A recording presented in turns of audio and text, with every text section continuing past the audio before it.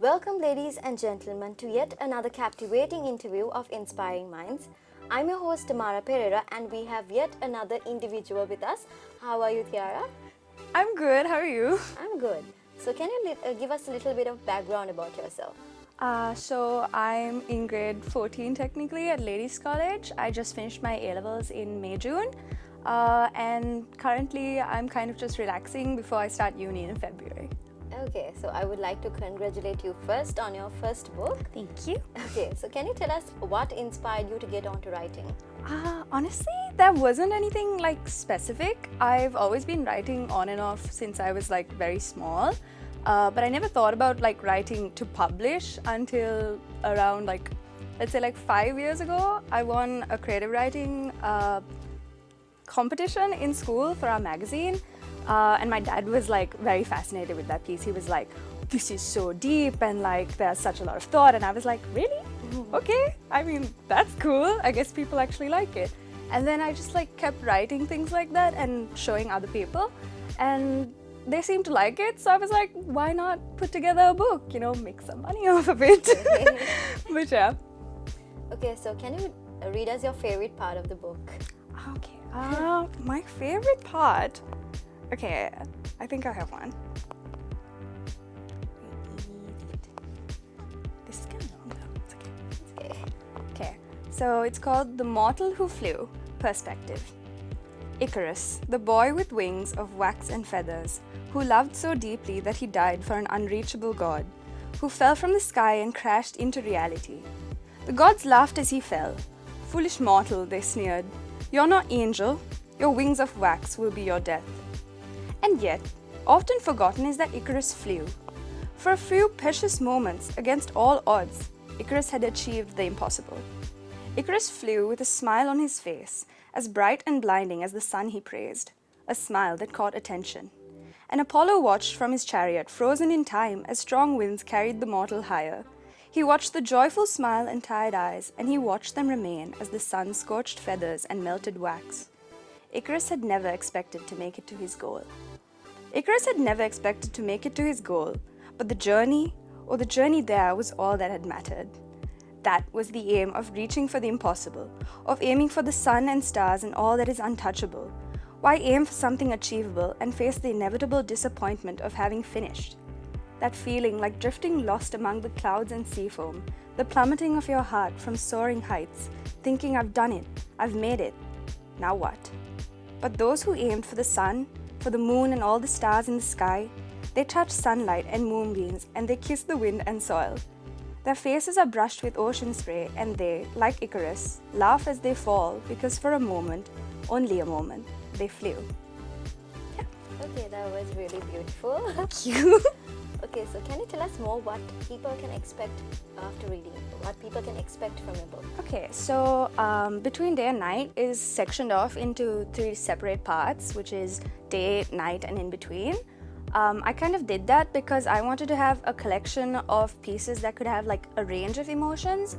I sort of wanted my book to be like a companion of sorts to people because like especially during COVID and stuff, the pandemic, we were all like alone in our houses. Obviously we had our families, luckily enough, but I know a lot of people got very into themselves and it was a lot like a hard time for them and they couldn't really talk to people.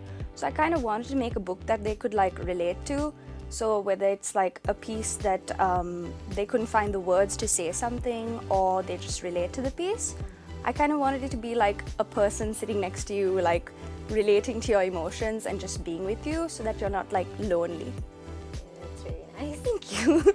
Okay, so what are a few of the challenges you experienced while writing this book? Honestly, my biggest enemy was myself, I think, which is interesting in the publishing world, but I overthink quite a bit. So one of the things was I kind of was under the impression that you need a certain amount of poems to make a book or a certain like quantity of pages or something like that. And because of that, I was kind of like just writing to fill some kind of like imaginary quota. And my sister's the one who thankfully kind of hit me over the head with like the realization that that was quite dumb. And she was like, just write what you like and someone eventually will like that or relate to it.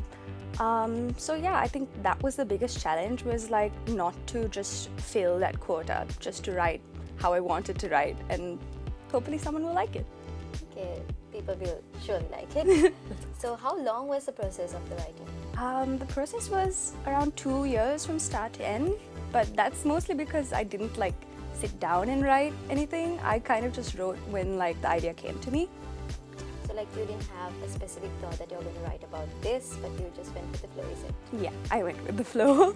I'm not very good at sitting down and planning things. So did you have any rejections or setbacks when you're publishing the book?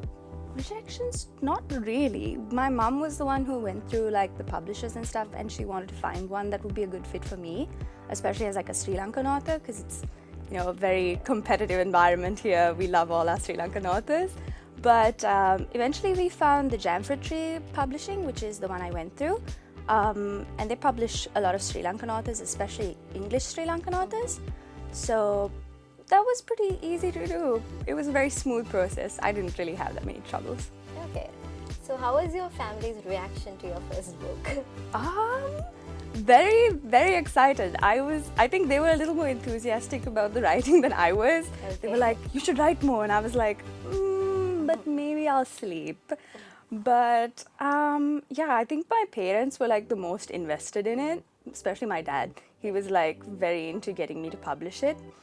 But all in all, they were quite nice about it. Okay, so do you come from a family where everybody's into writing, or is it just you? No, not at all. Barely anyone like does the writing. A lot of people on my mother's side paint and stuff, which is why I feel like the illustrations were a little more on that side of things. But the writing itself, I think I'm one of like the first people in my family to do the whole writing thing. But I do have an uncle on one side who did do a book of his own.